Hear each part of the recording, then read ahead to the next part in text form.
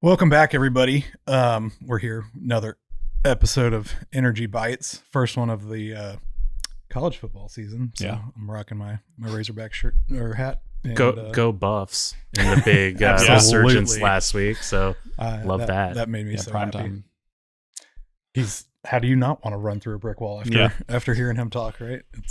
It's pretty awesome. But here today with Bobby Nealon, my wonderful co-host, and David Thul, co-founder or founder of Geolumina. Yeah. Yeah, absolutely. Thanks for having me. Appreciate it. Appreciate you coming. Thanks for being here. So we'll kick it off just like we kind of do with most people, but kind of tell us how you got into both energy and tech, whether, starting out, Yeah, were you a kid tinkering with stuff? Right. Or, were you tearing shit apart like I was and breaking computers because you were downloading viruses, or how'd you get into it? No, I have a really different background. I listened to Talal's episode too. So I'm the opposite of Talal. So I'm a geologist and geochemist by background. I ended up as a geologist, just like every geologist, by failing out of engineering school. And I ended up kind of in this consulting and big data space. In a way, I'm kind of like Brian McDowell, who was on maybe one of the last episodes, and we have a lot of overlap in our history. So I was always into like doing things, building things, but I was never a computer guy. I talk a lot of trash on my dad.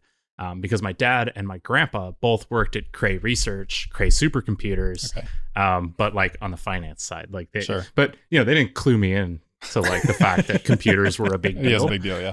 And so we actually, we had very modest means growing up, but we had one of the only computers on the block. My dad got an Apple because he was a numbers guy and doing accounting and things like that. So he had it. So played Math Blasters on the Mac, stuff like that, right? Math Blaster. Oh man. But I'm not a gamer. And now I'm like a tech nerd, I guess. Like I'm into hardware. I like the advancement of it, but I didn't grow up with it. Not a computer guy by background at all. I don't play video games. Yeah, I wasn't really either. I mean, I didn't really get into it till after teaching, coaching. Like once I got into oil and gas, like, oh, this is cool. Yeah. And really had no desire before that. Yeah. No, So. I think that's the coolest part about it, right? Is like there isn't a singular path that everybody kind of follows to end up into that sector. There's just so many different. I mean, I'm a mechanical engineer because I hate theoretical, intangible things, and here we are talking about data and technology, which most of it is intangible, right? Yeah, so totally. But I mean, you talk about big data. I mean, geology, in a way, was one of the original kind of big data. Yeah, all the seismic and stuff. I mean, oil and gas has been handling some really big data sets for a while, even before it became kind of a cool thing to do. Let's unpack that, because I think a lot of people don't, especially just the average energy person, doesn't really understand how much data there is on the geo side. Yeah, it's fascinating. I think there's like 3 or 4 things I want to cover. And so one of them is that, oil and gas was super early on supercomputing technology and things like that. Yeah. They had one of the biggest and best, systems at Exxon for supercomputing, and they still do. They partner with HPE for that. It's crazy impressive. But then there was kind of this like winter of advancement. I mean, and we weren't really quite sure where to go. And I think a lot of things hadn't caught up yet. So like seismic processing was really high end, but we had no way to deal with manual records and paper records and things stored in the salt mine in Kansas that are the permanent record of history, right? And so like we kind of went through this winter of like, how do you possibly ever catch up? And that's kind of part of what Brian tries to deal with. And from Sabata, and it's like, he has one approach to it. I happen to disagree with his approach, but I love that it works for him, and we have a great partnership on things that we do. But like, we're trying to really push those models to change that aspect of it and really catch our business up. Sure. So I think that's interesting. I also like in oil and gas technology that like Exxon made their own typewriters, and their own computers, and actually, like as an artifact of that, their fonts are different than everybody else's, and that's a fascinating problem. And like that's how diverse like the technology approach in oil and gas is. That it's everything from like we're gonna make a typewriter. It's like this is like true build versus do it buy, ourselves. right? Yeah, exactly. It's just fascinating. And to this day, there's not a lot of like Exxon Mobil holdovers that remember that they used to make their own typewriter. But I've actually run into a few, and they're like, yeah, well, it was the only one we could bring in country, so that's what we used. Wow. fascinating. Yeah. No, I mean, very typical, super major style, right? Yeah. Like, hey, come show me how this thing works, and then we'll try and back engineer it ourselves and we'll Right. do it on our own. Yeah. Right. And yeah, I think the data problem in subsurface is if you're oil and gas adjacent, or if you just maybe know someone that does it, like almost everyone's familiar with seismic data, right? Like sound waves through the earth, they reflect off the rock, they give a picture of the subsurface. Like everyone kind of gets it. Yeah. But then there's well logs, and there's dozens and dozens of different types and iterations of tools, and there's the cores we pull out of the ground, and there's the description of those cores that we do as geologists, and there's taking plugs out of them and chips off of them and the pulverized rock from the ground and analyzing all of that. And there's outcrops, and there's satellite imagery, and then there's all of the things we make as geologists. We make a lot of visual collateral. We make graphs and charts and maps and thin section pictures and annotate this and business graphs, things that show P&Ls. And like, there's just so much visual information that goes in and out of companies. I mean, even the most modest oil company has a 40 or 50 terabyte server. Yeah. Like that's like, we got 3 guys in a basement and they have 40 terabytes, right? And then, super majors have hundreds and hundreds and hundreds of petabytes.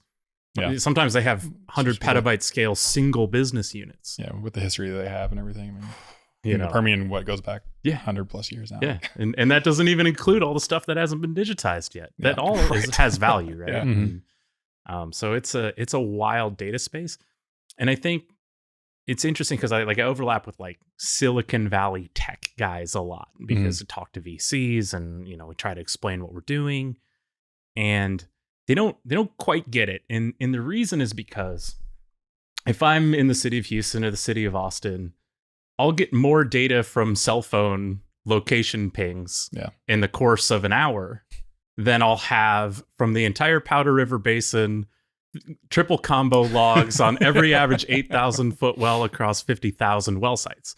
So it's like, if I didn't capture the data today, or even this hour, I'll catch it next hour, right? It's no big deal. But like at oil and gas, if I drilled the well and I didn't analyze it, capture it, catalog it, or preserve it, I'm not drilling that spot again. Yep. Yeah. Like what's the closest you twin a well? Maybe a few hundred feet on really rare occasions, but usually it's quarter mile, half mile, and a lot changes in the world. Yeah. I mean, in those sorts of distances. So I think it's a challenge that is interesting from the subsurface side. For sure. And I think that's one of the big things too, that like I always, after working at RDS, is doing the gauges and well tests and stuff like that, there are so many people you talk to that are like, man, I wish we would have done this on the well or whatever, well test, PTA, a certain type of log, etc. And you can't go back and do it in most situations. And so it's way more expensive to go back after the fact and run like a production log than it would be to do something on the front end. And so that's always a struggle, I feel like, in our industry, right? It is a business. So businesses have to make money, but you can make a lot better decisions if you have more information than if you don't. Typically, especially if they're cheap ways of doing it too. Correct. Yeah, they don't have to be the sexiest, latest, interpreted log, or the synthetic log stuff that they've gotten into and all that stuff. Just have good data across most of your it's only virgin rock that time. And consistent data, right? Like don't change your gathers or your collections every 2 wells. Like it doesn't create a comprehensive data set that you can actually analyze in any sort of a way. But to that end though too, you get on the other side of like people capture a lot of data and they don't use it at all. For sure. Or go somewhere to die, or the analysis ends up in a PowerPoint and no one's using it. There's a big problem in our business on data utilization. And I was telling my co-founder Callie this yesterday, and I said it's because we went from the notepad generation to the iPad generation, and we skipped the ThinkPad generation. Lenovo, if you want to sponsor me, hit me up for that plug. But like, same, I love me some Lenovo. But I think like there's a very real like gap in data literacy and utilization literacy, and part of it is the business process and speed have changed a lot, right? So one of my other co-founders, Steve, he's been in the business for 40 years. He's been boots on the ground in 75 countries. Wow. And over the course of his career, it went from I make a list of things I want on a map and I send it to the drafting department, and then I get to sit around and think about it for a week while it gets drafted. Yeah. To, I'm making things on the fly from the data room on the airplane away from the bid round. Right. Oh, yeah. And it's like that has changed the data velocity a lot, even in the subsurface world where, you think, oh, well, we'll drill a well, we'll collect some data, we can interpret it. Yeah. And it's like, no, the velocity of that is daily, weekly sort of things now. And that's a burden. But even the fact that you can process through those data sets, to do that, within a week, or because it used to be those supercomputers at the time could run analysis in a week or something. Now it's like, no, you can spin up a computer on AWS and do it in instantaneously. Yeah, it's awesome. Yeah, pretty awesome. Yeah, I'd say that's one of the big, I don't know, subtle kind of advancements over the last decade plus is just not only the amount of compute power that now exists and the accessibility to it, but also even just at the software level, right? Like I worked for a company that did basin modeling and reservoir simulation and stuff, and their big kind of differentiator from Eclipse was they could run on as many CPUs as you wanted it to, and Eclipse was limited to however many it was. This was a while ago, but and it's like, well, going from 4 or 8 CPUs, whatever the limit was, to 20, 30, 40 cuts down that model time from weeks to days or hours. And like, that's a huge deal, especially in the oil field now. I feel like that's another kind of thing that's compounded it, is everything is so much more operational focused. And we all realize very much so that time is money. If you don't get your shit done in a quick time, the decision is going to be made whether you have the information or not. They'd prefer that you had as much information as you could, but it's going to have to get made because you're holding up production and operations, right? It's a tricky game for sure. Yeah. Let's talk a little bit about kind of how you got into Geolumina. Sure. Yeah. So, like I said, I come from kind of a weird background. So I started the business as a consultant doing petroleum geochemistry and basin modeling work for a consulting shop out of Denver. At the time, principal client was EOG, and then it kind of expanded out to kind of everyone doing unconventional stuff. So we're early in a lot of North American plays. We did a lot of delineation work for these companies. It was super interesting time, 2008, 9, 10, 11, 12. And things were going 100 miles an hour. It was like every time we turned around, there was a new discovery, and it was crazy. It was crazy. And so, I did a bunch of that. And then I ended up at a research group at the University of Utah, where I ran the petroleum systems and geochemistry research group. Did, exploration and production sort of research for super majors, IOCs, 45 different companies around the world on different projects. I worked 50 basin in 15 countries in 4 years. On a $7 million research program. It was massive. And that was where I really kind of got going, and the sort of automation and work orchestration side. So my co-founder, Callie, when I worked there, she worked in my organic geochemistry lab and basically orchestrated everything from sample tracking to instrument analysis to outbound data that came to me for me to interpret.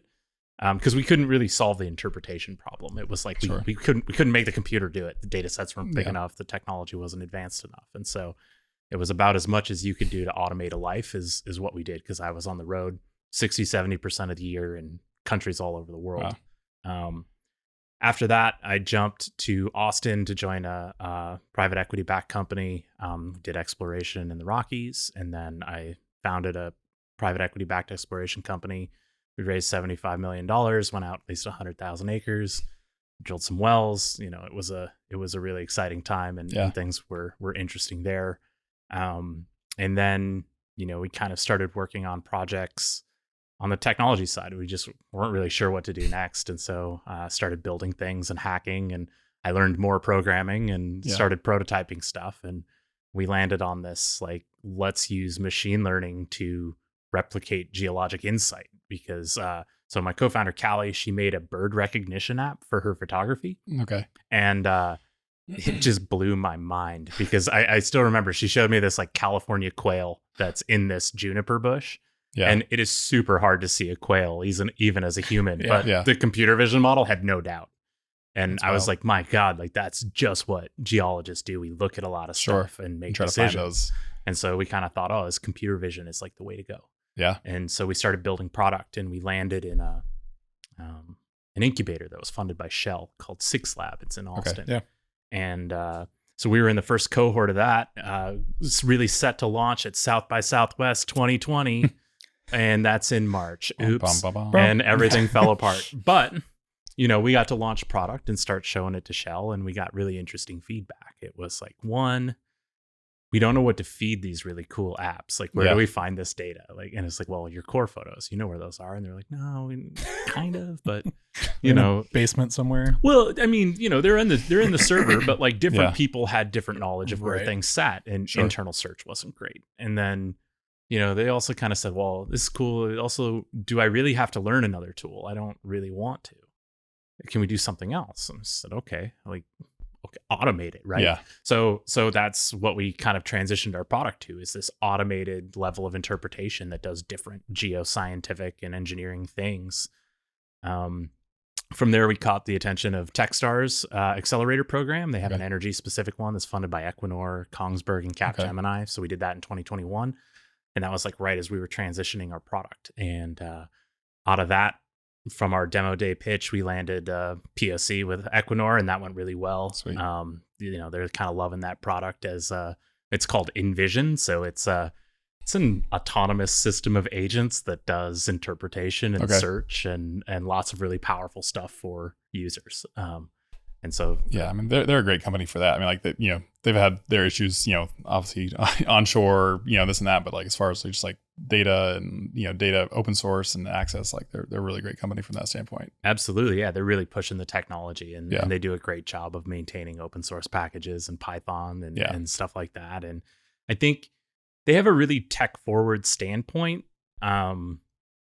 That's really good for the industry, because they can kind of show that, hey, this is value accretive, and we know it is, and it costs money, absolutely, but I definitely, they definitely get their money back many fold over, right? And so that makes it really compelling and easy to deal with them. Yeah, absolutely. Yeah. So I maybe stepping back a little bit. So sound like Callie did a lot of programming, but then you end up getting in on that side too. Yeah. And like, what was your first kind of foray or dipping your toes into that side? I've been doing terrible programming since like 2011. Yeah. Just like the absolute bare minimum, stuff in Excel, whatever I could do with a tiny Python script. Yeah. Lots of SQL, lots of server stuff. So I did a lot of database and that sort of maintenance. I didn't really get deep into Python until maybe 2017, 2018. I really like sat down and started learning. I wasn't great at learning from a book. No, and so like prior to the proliferation of like web videos and guided kind of course content, I didn't do a great job learning it. Yeah. And it's hard. Yeah. Right? Well, especially when you know a little bit, like that's where I struggle with it. Right. But as far as like Python though, like the mid 2010s was an awful time to learn Python. Like, I mean, like I got in because I was getting into it, and I was, I even when I got in, they were like, "Oh, you're gonna be the Spotfire guy," and I was like, "All right, well, this is enough." But I always kept pushing that. I don't need to learn R or to code or whatever. But like, I started trying to learn Python, and it's like, because that was in the time when they were switching from Python 2 to Python 3. So like, and then there was Anaconda and Pip, and I was, and when you don't. I look back now, like I get it, but like when you're new and learning, you're just overwhelmed. You just want to learn the syntax, and it was like. I'd buy a Udemy course and it was 2.7. Another one was Anaconda 3 point whatever. And I was like, I already installed this package. Why isn't it not showing up? And it just didn't know where to start. Yeah. It was a terrible time for it. And luckily I just kind of got to ignore it long enough because I was more geo and less data. Yeah. Callie, bless her heart, she learned it hardcore then. She was part of a National Science Foundation funded like research organization doing biology stuff. Nice. And so she got into it by just managing like huge swaths of nationwide incoming data streams. And so like that's how she really got the power. And so she was like my surrogate coder. I always joke that together like we're one really competent scientist, But I mean, I think to your point, maybe something back originally was like you can't really learn I guess maybe you could, but learn programming from a book. Like you've got to try to solve problems that are relevant to you. And then it comes together. Yeah, absolutely. Like even just having a little toy data set that you get to play with, I think like really makes that possible. Yeah. And actually that's a really weird, hard part in geology. There are kind of not great toy data sets that Sure. people can play with. And like they're getting better. And I know like Software Underground, they have like a data wiki that's getting better, and like you can find stuff there, and you can always go download your own thing. But that's a whole like data engineering problem in and of itself. Is like, if you don't know what to do with it to put it in a format to start working with it, then you're also dead in the water. Yeah, 100%. Or you get it, and then, I mean, I've done this many times. You get your data set, and then you start going through it, and you're like, well, why is this throwing an error? And then you get into it, and you're like, oh, well, shit, there's data missing here. Or like, you know, you've got that whole ETL, the transformation piece before you can start analyzing it, that you then have to learn and figure out to do it. I wanted to ask you, how did you go about really kind of learning it? And what would your kind of advice be to someone trying to learn it today from the more, you know, science, geoengineering background side of things? Yeah. If the goal is to learn Python, I really love freecodecamp.org. They have great exercises. So I still do free code camp every day. Yeah. I try to do 20 minutes in the morning when like, just to keep my skills up, because it can give me like some Python exercises, just help me remember language, or I'm learning JavaScript, God forbid. Yeah. You know, I can do a little bit of that. So, like, I think like finding something that builds data structure is really helpful. I also did the entire CS50 Harvard computer science class, and that really clarified a lot of like the interconnection for me. Even if you don't do the exercise, but you just watch every lecture, you can really get a lot of information there. And then like on the geoscience side, there are a couple guys on LinkedIn that do a lot of like analyze a log with Python and stuff like that I think is really good. It's like a light introduction, because LAS files, although they're not perfect, they're relatively standard. There are packages for reading them. You don't have to do a lot of things to it to get going. And you're probably already doing log analysis anyways. Yeah. So like, that's like a lightweight place to live. I feel like a lot of those, like, regardless of where it is or what the application is, those little pre-built kind of libraries or packages is like the gateway drug for a lot of people into Python or R or whatever it may be. But I think we were talking about that, I think with Andrew, but just about how like Python, it almost feels like, can feel low code at some point, because like you get this package and it's like, you know, one line or one method, you know, there's a lot of crap going on behind the scenes that you don't, know unless you want to dig into the source code, but like, you can download this thing and just say, you know, read LAS and there it is. Yeah, exactly. And like packages like that, like Lazio, SegWi.io, all of those things are super valuable. Scikit learn, SciPy, like if you want to do statistics, those are a great place to do it. If you're only doing statistics, learn R. It's probably better. If you want to do all types of other things, Python's awesome. I think, you know, it's all about like a strategy. Like if you're a petroleum geochemist and you're listening to this, all three of you on the planet, learn SciPy, because you can do hierarchical clustering, you can do k-means clustering, you can do all the stuff you need for your workflow. Same if you're a petrophysicist, like that's a great place to live. I don't know what geophysicists do. I mean, I always try to pretend, but so we had Andrew on Munoz. Have you met him or not? Yeah. And then I think he actually did. Well, he talked more broadly about geology with Energy 101, but I think he got into a little bit about what a geophysicist does. But I just mean like, how do I point you in a place to get started? I mean, there are packages for loading SegWi files and stuff like that, but in terms of processing an entire 3D volume, like that starts getting hard. But you know, there are plenty of people on Software Underground that do it every day and talk about it all the time. So like it's pretty accessible. Well, and one thing talking about learning right now, I mean, I think was it yesterday you posted, or 2 days ago, about ChatGPT on LinkedIn? Like, you know, I almost felt that was almost like, is this the new let me Google that for you? Totally. Like people ask you questions like, I'm just gonna go Google what you asked me. Or I'm just going to look it up on ChatGPT. And I do that all the time, right? Like I get asked questions all the time. I get tons of messages every week from different geologists, engineers, data science people that are just interested in our business, like all types of things.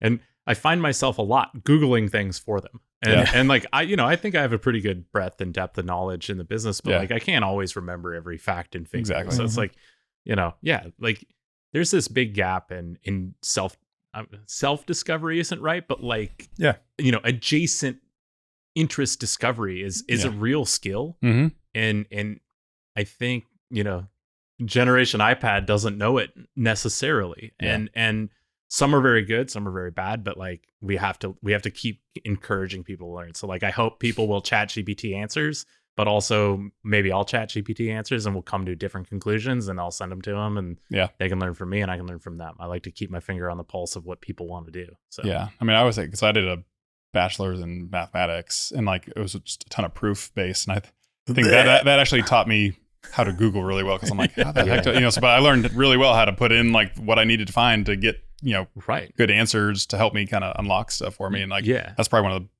biggest skills I've used now. What I'm doing, it's like it's not like I'm not that smart, honestly. I mean, like I know how to find the answers or put the pieces together that work to solve a problem. Like I agree with you. I think there's a sweet spot just generation wise where we grew up with the internet for the most part, but we didn't have a lot of, we were asking Jeeves. And literally, for sure. I mean, Yahoo and all those, all those searches from back in the day where like you really had to dig through a lot of shit to find some good stuff. Yeah, you had to do all of them too, because like you couldn't just go to Google and get everything on the cut page one. Right. Yeah. Or automatically with the GPT or Bard prompt now. But I was just reading a really fascinating article about how like on the top tier of Google results now, almost everything is generated. So we're actually ending up in a world where the top returns are actually like generated marketing garbage. And so now you have to go to like page 2 to get the good stuff. And I think I was listening to another podcast with the CEO of OpenAI, and he was being asked about like, are we going to run out of data to train on? Are we going to do whatever? And I think the problem is actually much more insidious than that. It's that the training data is going to become generated, and you're going to end up with the model drift that's unexpected for these people who work in Silicon Valley and are used to access on deep sets of data that are available to them and their resources. But like it's gonna drift their models in ways. I think I'm sure someone in the organization is thinking about it, but like I didn't hear it mentioned in the podcast, and I think it's really the most pressing problem for large language models. Is going to be learning from itself, basically. Learning from itself. Yeah, and mostly learning nonsense from itself. Like it already is. Yeah, well, because it's very confident. Well, it is. And most of the language it learns is casual social language and interaction. It doesn't know stuff, right? The sliver of geology that's on the internet for large language models to learn from is so approximately useless to a subject matter expert in geology that it's really painful. And we did some experiments with ChatGPT early on and quickly concluded, well, this is awesome. Let's build on it and make geology GPT and really focus on that directionality of technical tuning, I guess, and to really put emphasis there, because like it can no doubt create language. It creates nearly perfect language and inspired and interesting language, but what it doesn't know is technicalities and so, context. In context. And so that was like a really powerful direction for us to learn. Sure. So one thing I'm going to expand on then is like, so y'all are kind of going down a lot of the AI LLM kind of side of it, or I mean, because you've been doing this for a few years and it's changed rapidly. Even a couple of years ago it was deep learning. But I mean, can you kind of even just dive into the difference between machine learning, deep learning, and then some of this cognitive stuff that we're in now, and just kind of like the overlap, but the differences, or and where that kind of how that applies with you guys and where y'all are using it and stuff. I'll do my best to delineate our space. I think this is like a really complicated question, and really smart computer scientists argue about what's what every day. So, if people ask what I do, I say we're an AI company. I used to say that we were a computer vision company because pretty much everything we did was in the visual sense. So a lot like what they do in medical imaging with like identifying tumors and looking for skin cancer. Like that's what we were doing in geology. That was the last 2.5, 3 years. And we've gotten pretty advanced on that. We've got models that cover a lot of the disciplines and are always building more. And in the last 12 months, we've really started leaning into the language side.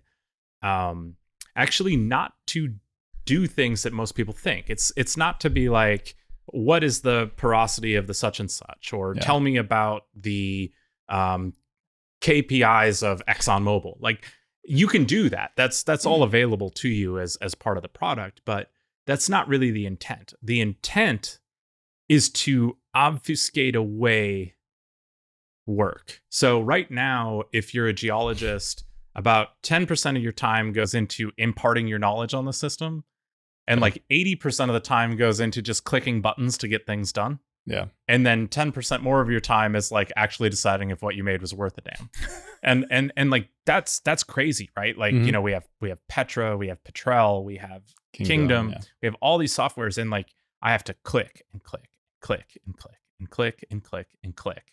And Yeah. that's my job, right? That's a waste. Mhm. So our goal is to orchestrate that work. So instead, you know, our language model and our kind of cognitive model knows, oh, Dave, his user persona is organic geochemist and explorationist. So kind of make those models available to him. And what I might type in is something like, create an end of well report for these 5 wells and contrast them to this one. While you're at it, go ahead and analyze this thin section, that core, and this thing, and wrap it all up and send it to me. And then my job is to walk away and sit in 6 hours of meetings, because that's what we do at big companies. Yeah. And then to come back to my desk at the end of the day and review that information and go, okay, does this align with my worldview? Does this align with what I know? Is this in accordance with my heuristics? Mhm. Yes or no? If yes, okay, do I believe in it enough to move forward? Yes. Okay, let's bring in the other experts and have them vet it. If no, okay, I need to do remedial work. Maybe I didn't have access to the data I needed. Maybe something was missing from my command and my prompt and my workflow. Yeah. But like, our view is that work orchestration is the future of work. It's not button clicking. It's Yeah. not going through stuff. And so like, we've been focusing a lot of our language model development on orchestration. And so it's kind of like a fascinating world. Yeah. And so that's like, really cool. how does all this stuff exist? Well, like, I don't know that we'll ever get to artificial general intelligence. Like, Yeah. sometimes it feels really close, right? And I just saw an article about, oh, you know, one of these experimental models at one of these companies ran into a CAPTCHA. So it went Yeah. out to On the internet on and Fiverr and- yeah. and had someone solve the CAPTCHA, right? It's like, Well, and even then, the person that they messaged said, "How do I know you're not a robot?"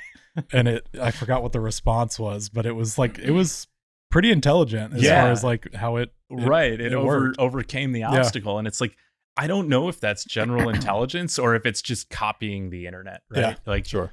who knows? And maybe it doesn't matter. But you know, I think there's kind of this aspirational world of general intelligence, but like, the oil and gas business is pretty far behind in adopting any type of machine learning, AI, Yeah. computer vision in different, like, they're really good at it in certain spaces. Right.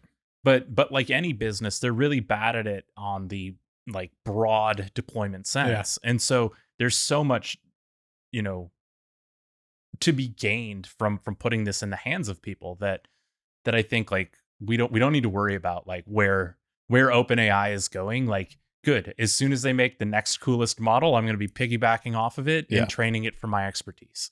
And I think that that's a really fruitful place to be. So, you know, so when I think of like the world that we're talking about, like when I think of machine learning, I think of like numerical approaches on digital data sets. Yeah, So right. like, that's what's in my mind. It's like seismic interpretation, identifying faults.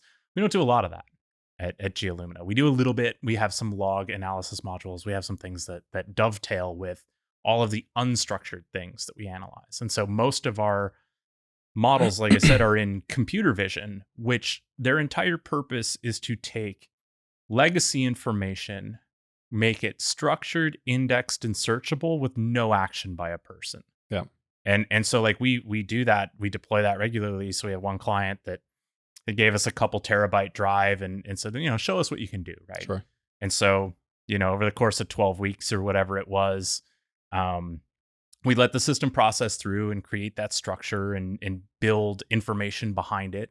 And so at the end of the day, you can go into the Envision viewer, which is the tool that's client facing, and you can basically turn on and off tags and get absolutely everything you need, from that completion report to the thing that says there was an oil show to anything that has handwriting on it, because maybe that note is really valuable. Yeah. Like you can find it at the click of a button and it lights up and is in front of you instantaneously, rather than having to go to like Azure Cognitive Search and type in a string and burn like $100,000 in search fees every month. Yeah. Which is what this client was doing prior to our implementation. They were burning a couple $100,000 a month. That's insane. In search. Because why? All their language data was unstructured. Right. And it would one-off search it every time you tried to hit it. And it's like, well, that's insanity, right? And so not only did our searches become way faster, but they become way less costly. Sure.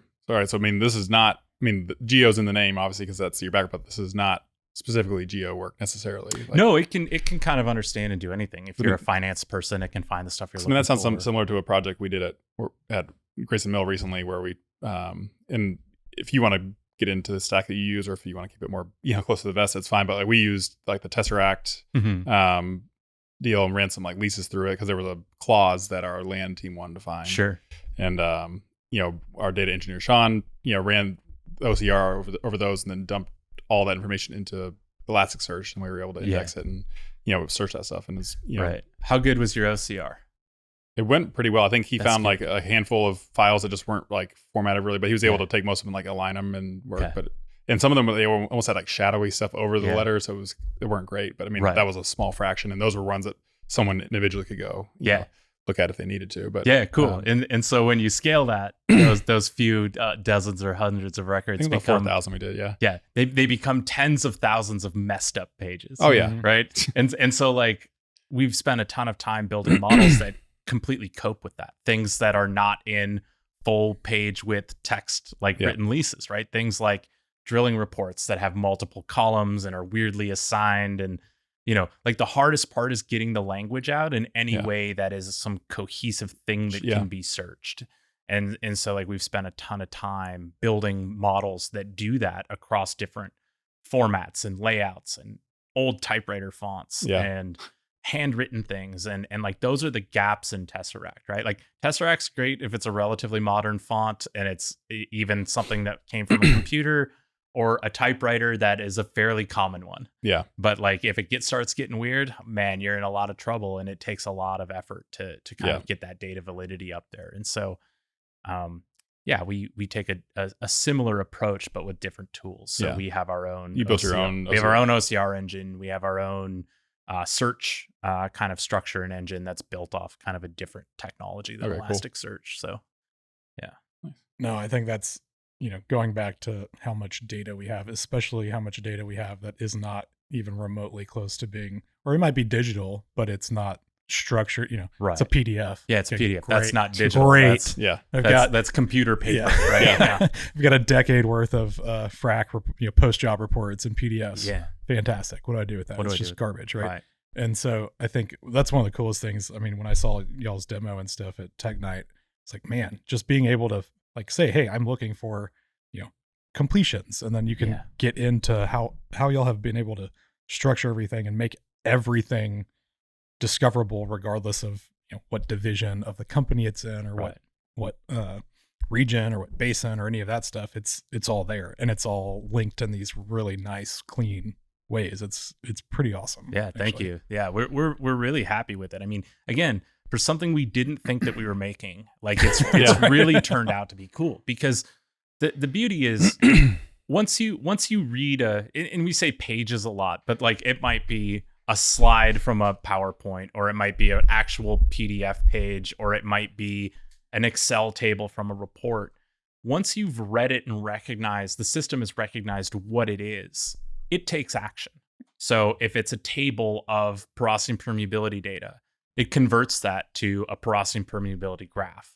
And where it can pull in like the lithology data, either from that table or from some other comparable table, it will then color the images by that porosity and permeability data, because it's all connected, right? And so like it's taking action like in a lot of ways that you don't even expect as the casual user. Like a lot of people are just like, oh, I'm going to use this as a search engine. It's going to make finding things better. And it does 100%. It makes finding things way, way better. But it also makes finding the derivative product so seamless. You don't even know that it was created by the system in the background. Yeah. Well, and that's, I mean, we talk about silos in the industry so much, and that's the biggest issue, right? Is it's like, oh, well, so-and-so's got, a year's worth of these reports on his My Docs folder in his computer. Yeah. And then, someone else in a different basin actually has them structured and in a database. Right. It's like, well, how do you unify all this stuff? Because that's what so many people do, right? Whether it's on the geo side where it's like, okay, we've got all these logs, they're individual logs. We're going to put them in the software. We're going to line them up. We're going to start matching the zones and stuff and figuring out what this actually looks like in a three-dimensional space. And then, okay, we're also going to throw drilling on top of that and completions and reservoir. Like, there's just so much data from all these different places that we have so much of it, but it's going unused, as Bobby mentioned, in a lot of ways, because the amount of human effort and resources that would have to go into that to get it all structured and synchronized and playing nicely is tremendous, right? Yeah, it's really multivariate, and it's very integrator. Like it's like, the principal job of a lot of people is to like try and put information together. But if you can't find it, you can't put it together, right? And then like if you can find it, but it's a pain in the neck, like you don't actually get the job done. So we had one little pilot for a company where their problem is their end of well reports. Basically, every time they drill a new pad, their ops team is supposed to evaluate those end of well reports from however many wells are within X distance of that new one. Right. Well, that could be 2 or it could be 200. Yeah. Right. And so what they're doing is they're going into the server, double click, and then they're going to the well name that they know or the pad name that they know they need to review, double click. Then they're going to geosteering, double click. Then they're going to reports, double click. Then they're going to end of well report, double click. And then the PDF is there, double click. Right? Now it's open. Okay, that took, not that many minutes, maybe a minute or two if you're good at finding stuff. But now you got to do that 50 times, right? Yeah. And so in the Envision system, you turn on the end of well report tag, and you can put in the lat long that you're working from of the new pad, or it can populate it automatically, or you can search for the well pad name that you want. And then all of those end of well report slides are there as individual entities. And you can say, oh, I actually only want the in zone percentage slide. Give me that. And now they're all there in a grid, and you can just scan them real quick and go, okay, the last 10 wells, they were 80% in zone. There's one fault, and we think this zone is really bad for sticking the bit. Like, and when we pitched them the pilot, we said, well, wouldn't you rather just say, write me a synopsis of the end of well reports for everything within 1 mile of this new location? Right. They're like, no, we don't really want that. I said, okay, cool, that's fine. I won't give it to you yet. And so instead we showed them this super powerful search of click 3 tags and you have everything right in front of you. You don't even have to open them, right? Like they're complete pictures on the screen. So like you don't ever have to open the PDF. Okay, yeah. Well, that does a lot of cool things for you. One, if they're in the cloud, it saves you opening them fees, which everybody gets hammered with, right? Yeah. And if they're on your personal server, it just saves you the time of like opening it, and it's 600 pages and it takes finding 5 minutes for it to come open and whatever. So, but what did we make as a result? This ability to orchestrate, write me a summary of the end of well reports within a quarter mile of this. If it's got this amount of redundancy, only do 10% of them, whatever it is, right?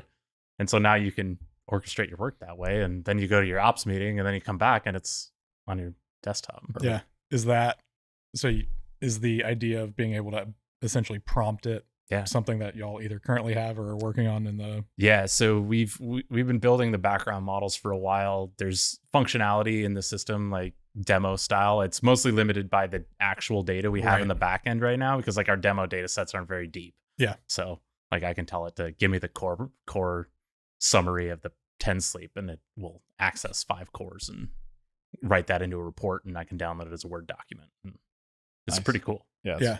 It's really cool. No, I mean, because that's what ultimately that's what a lot of people are using on a daily basis, right? It's like morning drilling meeting, and they want to know, they don't care about the detail. They want to know a summary of where are we at on all of the active rigs, how much time have we been there, how much time is left, are there any issues that are going on, is it going to be delayed, is it going to be ahead of schedule, and then that goes into how that affects the production and completion stuff downstream of that and upstream of that.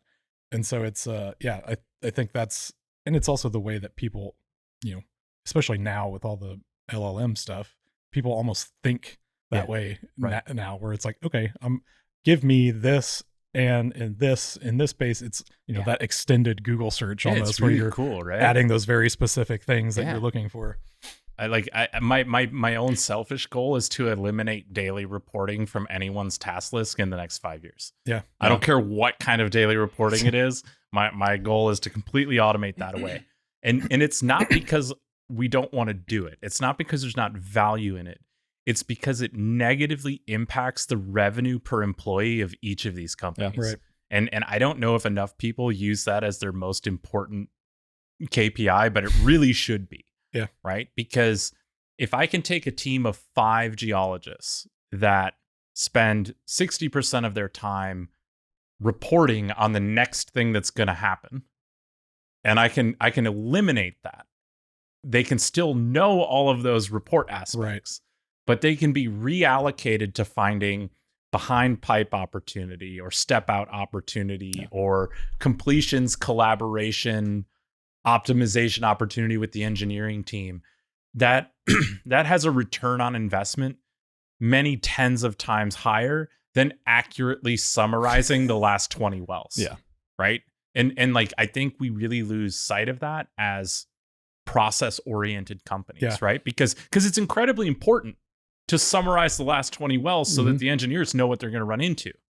It's not incredibly important that a person does it. Yeah. Well, the answer's the same. And that's what computers are really good at, right? The same repetitive process over and over again. Yeah. And humans really don't like doing that shit most of the time anyway. So it's a win-win. It's kind of like what Matt Harriman's talking about, anyway, making work suck less. I mean, like people spending way too much time. I mean, let them, they can be productive and have lives, and like they shouldn't be fighting bad software to do it. Like. Exactly. And like we have an incredible talent problem in oil and gas, right? Especially in subsurface. Like engineering is one thing. And engineering enrollments have gone down quite a bit, and they've started to come back a little bit, but they were never as low as geoscience positions. Like entire petroleum geology departments are now gone from dozens of universities. Yeah. And that is a really critical risk, because drilling horizontals in the lower 48 is not long for this world. Like I've worked 20 North American basins. I think I've seen every horizontal play, and I think I know the cut point at which each one of them is economic.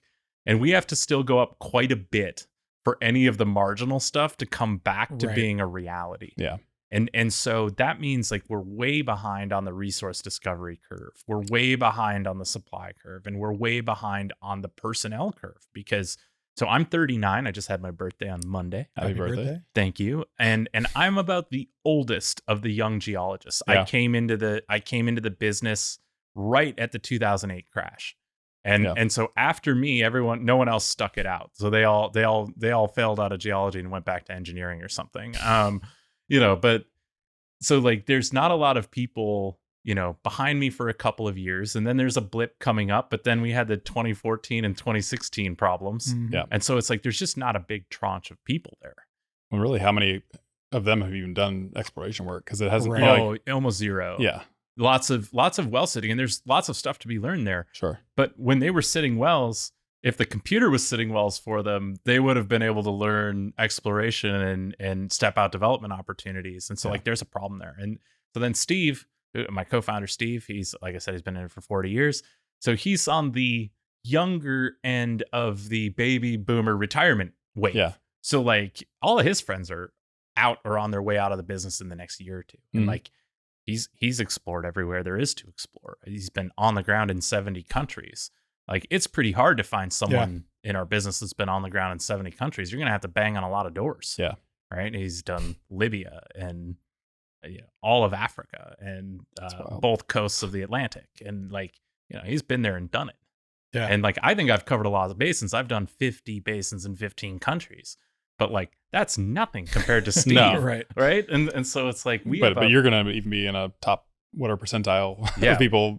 Right. We have a crisis of experience. Right. Well, I think, that's another, the people that are pretty anti AI stuff. I think that's one of the biggest things as an industry that we need. Oh, right? yeah. Like Institutionalize some of that knowledge. Well, Yeah. because they're either retiring, they've been forced into retirement, they have retired, or they're dead. I mean, to be honest, Yeah, like there's a lot of, like, my father-in-law's in his 70s. He started in the 70s back in the day. He was a petroleum engineer and stuff. Yeah. And he's going, it's, you know, his friends are slowly getting older and all this stuff. And that knowledge that they have is, a lot of people don't think it's that relevant because of all the shale stuff. And it's like, how much more production of, like, I don't know what the split is from shale versus conventional, but I know conventionals outpace, from a global production perspective, outpace shale by quite a bit. Right. And so, yes, conventionals are the new, or unconventionals are the new thing. Right. But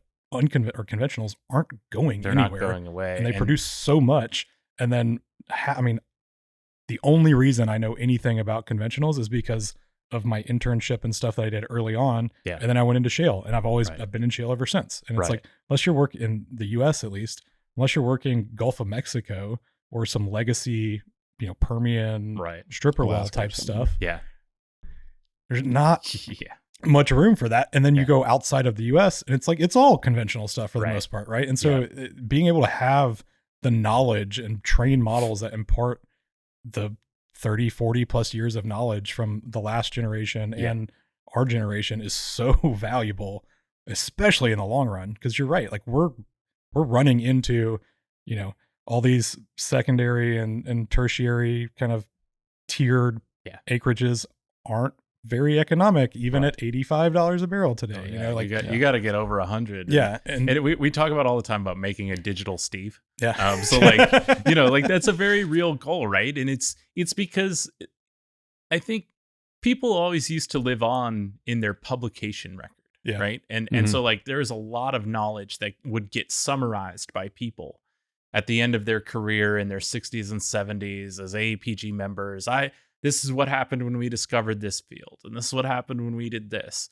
And that's really fallen off. Yep. And so there's like, unless you knew the person, like you don't know how it got there and how it happened and what went on and the insight that was gained. And so, but like, if you can do that in your company, you can in very real ways never ever lose an employee again. Right. Yeah. And I think that's when I talk to the most CTOs in the oil and gas business, that's the biggest thing they're missing in their vision of the industry. Right. Mm-hmm. Which is that they have the opportunity to never again lose an expert. Yeah. And that's not core to many of their strategies. And it's because they're overwhelmed by the SAP and Oracle and the accounting systems and all of this other stuff that they think is where money gets made. I'm sorry, no money is made in the accounting system. Yeah. You can't squeeze a barrel of oil out of it. The money is made by having the resource in the ground that's producible at a value at a cut point. Right. And like those are the people you need to be really, really worried about not having access to anymore. Because we're gonna have to relearn it. Yep. Right.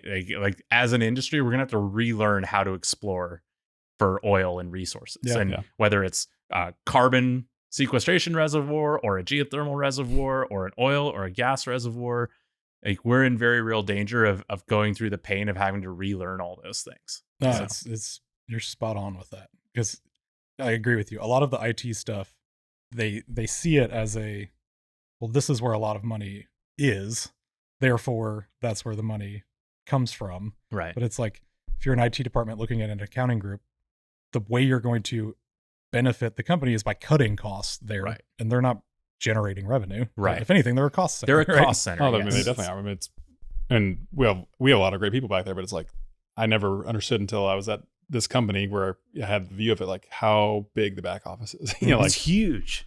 Well, a lot of it is because we still do so much shit on paper, and we put in all these processes like field ticketing. Don't even get me going on that shit. But you know, the fact that you have to get a ticket stamped or stickered and then submit it, and then just so an accounting person can manually code it when they get the PDF of it. It's like, this is literally exactly what computers were made for, right? Yeah. Like, code it all up, bring it all together in a back end with a few tables, and it will just do itself, right? Like, you don't need humans touching every single invoice that comes through the company. Yeah. We've got This has been awesome. Yeah. The time has flown. Yeah, I know. It's like we've got we'll have to have some more because there were things I wanted to get into, but I don't know. I can come back in another few weeks and we can nerd out more. At some point, we're going to do just like an AI panel, and we would love to have you back on that. Just to have I'd love to be a part of discussion. It'd be great. Okay, it was funny you brought up the digital Steve though, because I heard on the way in that at the Cowboys Stadium this year they're gonna have an AI Jerry Jones that people can go talk to. Oh my god! And they were saying on the radio like this is gonna be interesting. Like if they censored things that they can ask him, someone's gonna ask him about improprieties or this or that, and like it's just be interesting to see what the thing comes back with. Do you guys know the Tiger Oil memos? No. Oh my god. Okay, when we get out of here, Google Tiger Oil memos.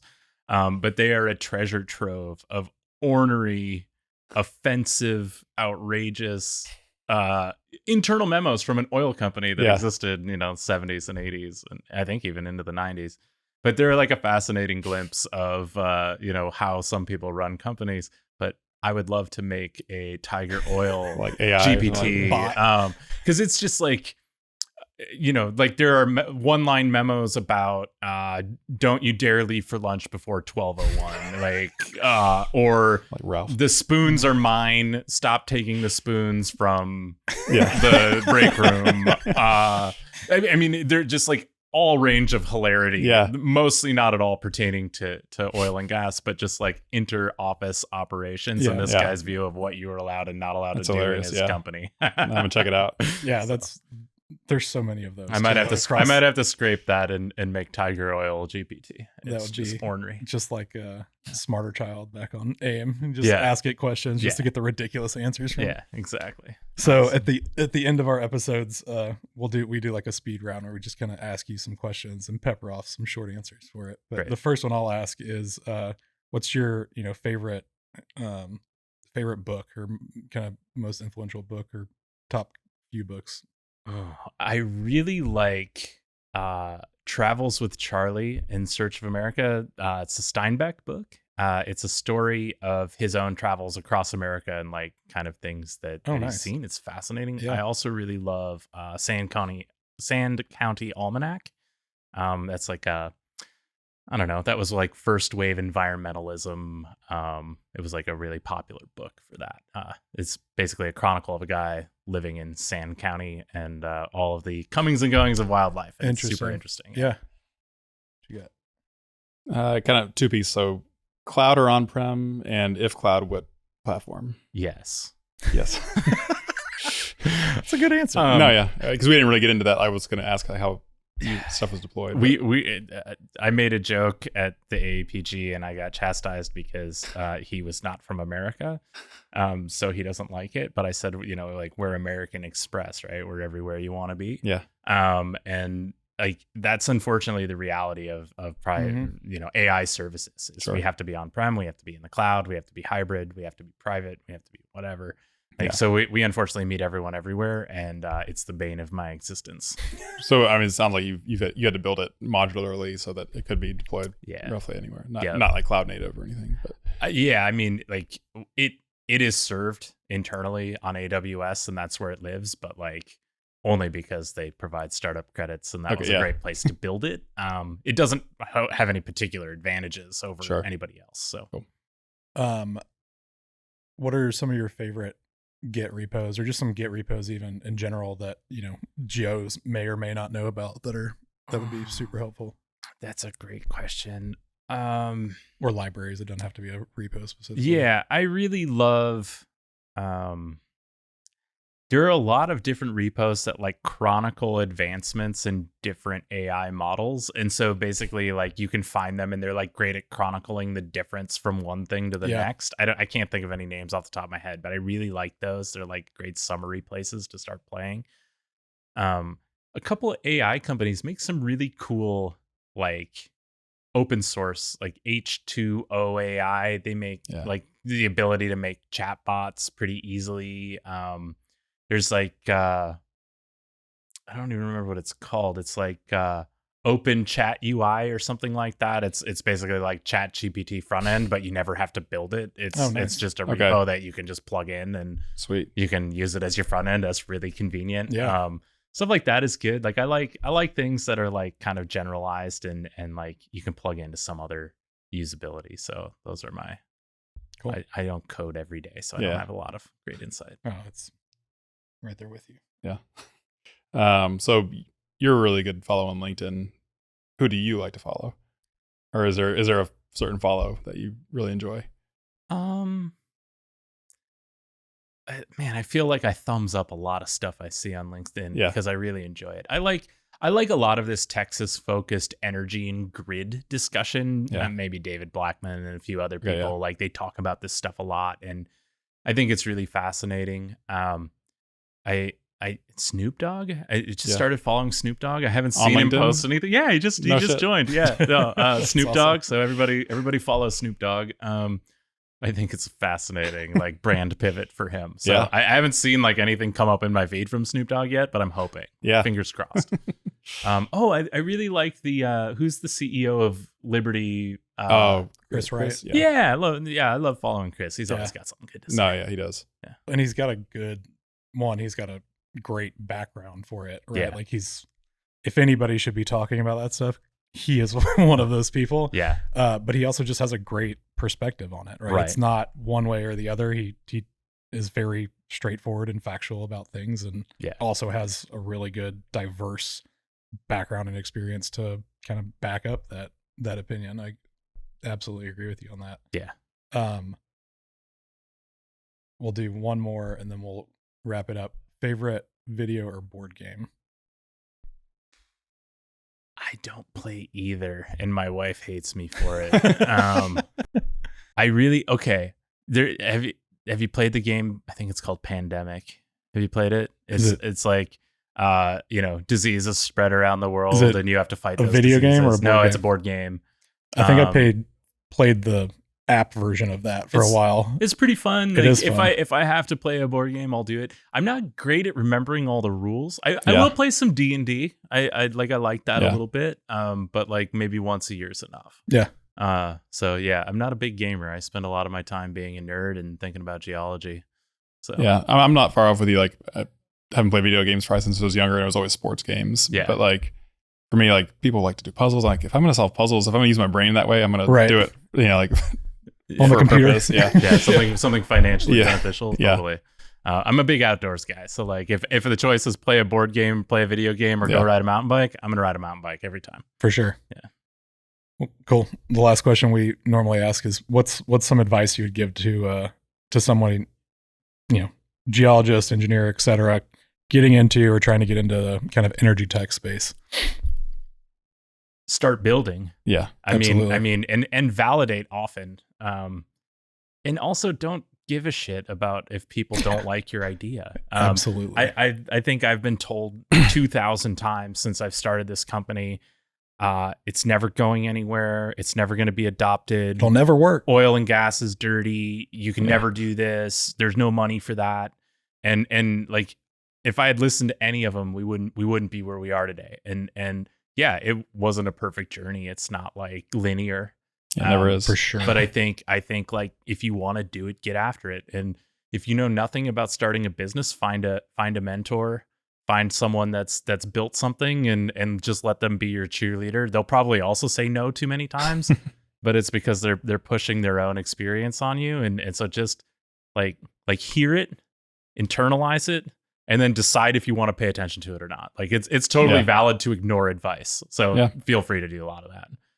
I think like if you follow like how it's made podcast or how we built this. Yeah. Like over and over and over again, those stories are people that just like said, no, I'm doing it and made it happen. And I think that's how advancement goes. Yeah, no, absolutely.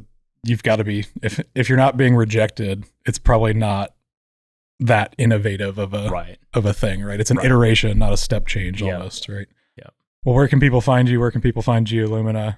Yeah, you can find me on LinkedIn, David Thul. Follow me, connect with me. I don't care which one it is. Actually, I prefer connect, so do that. You can find Geolumina at www.geolumina.ai. We've got a website that kind of talks about the product. I don't spend a lot of time anywhere else. Most of my time is on LinkedIn. I have a Instagram, but I stopped posting on it because I only post on LinkedIn now. So that's where you can find me. Cool. And, nice. and we're in Bryan and College Station. So if you ever come through there, hit me up on LinkedIn and I'll take you out to the best restaurant I know and the best cup of coffee or the best beer. And that goes if you're a student or an executive or in oil and gas only tangentially or a crusty field person. It doesn't matter to me. I love the community up there. So if you come through, make sure you let me know. Awesome. That'd be awesome. Yeah. Appreciate it, man. Yeah. Thank you so much for having me. This has been great.